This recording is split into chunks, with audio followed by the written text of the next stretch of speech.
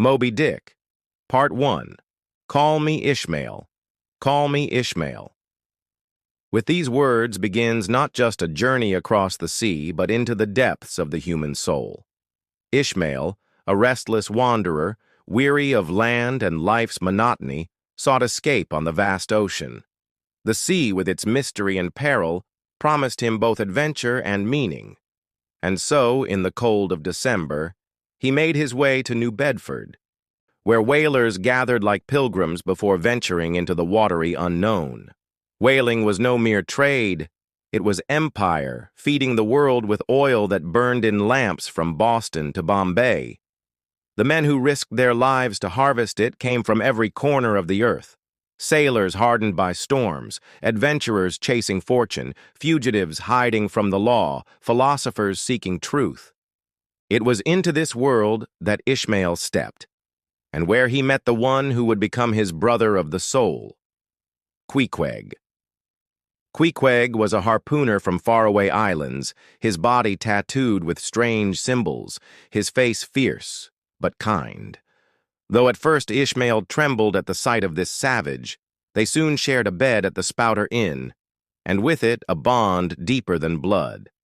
Pequod was a man of quiet strength and loyalty, and together they signed on to a whaling ship out of Nantucket, the Pequod. The Pequod herself was a ship like no other, her timbers scarred by storms and wars, her decks a museum of bone and iron, adorned with teeth and tusks of leviathans already slain.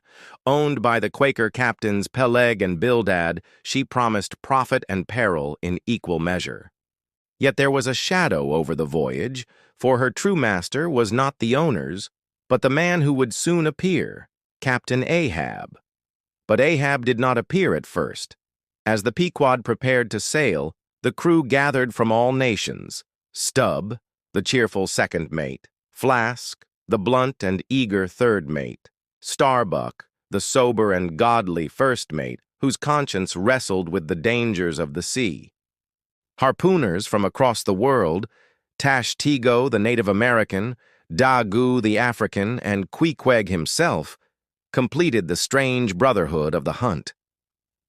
On a cold Christmas morning, the Pequod slipped her moorings and slid into the endless Atlantic. The air rang with hymns and farewells, and soon land vanished, replaced by nothing but sky and sea. The crew wondered, where was their captain? Weeks passed before Ahab appeared. One morning he stood upon the deck, a tall figure with a scar running white down his face, his leg replaced with a whalebone stump that thumped against the planks as he strode. His presence was like iron and flame. He spoke little, but his eyes blazed with a fire that unsettled even the most hardened sailors. He was not merely a captain, he was a storm made flesh. At last, Ahab revealed his purpose. Gathering the crew, he struck the mast with the butt of his harpoon and nailed to it a golden doubloon, a Spanish coin glittering in the sun. "Whosoever of ye raises me a white-headed whale with a wrinkled brow and a crooked jaw," he thundered, "shall have this gold as his prize." A murmur ran through the sailors, for they knew of the beast he spoke, Moby Dick, the white whale, terror of the oceans. Many ships had seen him. Some had been destroyed. His massive body bore the scars of countless battles, and his vast jaws had crunched boats like toys. It was he who had ripped away Ahab's leg in a furious fight, leaving the captain scarred and burning with vengeance. Starbuck, the voice of reason, dared to protest. "I came here to hunt whales for oil, not for vengeance. To follow this mad quest is blasphemy." But Ahab's will was iron. He raised his arm, eyes burning like coals. "Talk not to me of profit and loss, man. Talk not to me of blasphemy. That whale is my hate, my fate. He tasks me, he heaps me. I'll chase him round perdition's flames before I give him up."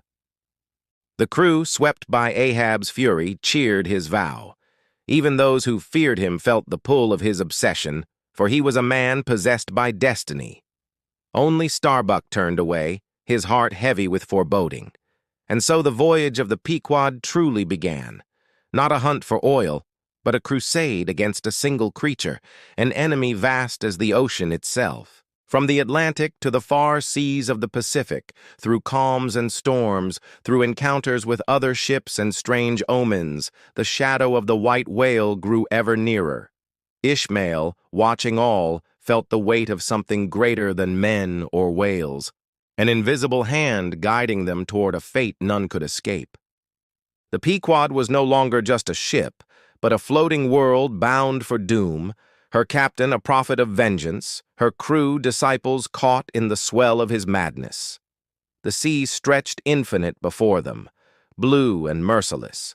Somewhere in those depths swam Moby Dick, scarred and waiting, the embodiment of nature's fury, and Captain Ahab, with his whalebone leg pounding against the deck, swore he would find him, though it cost him ship, crew, and soul. Thus begins the hunt.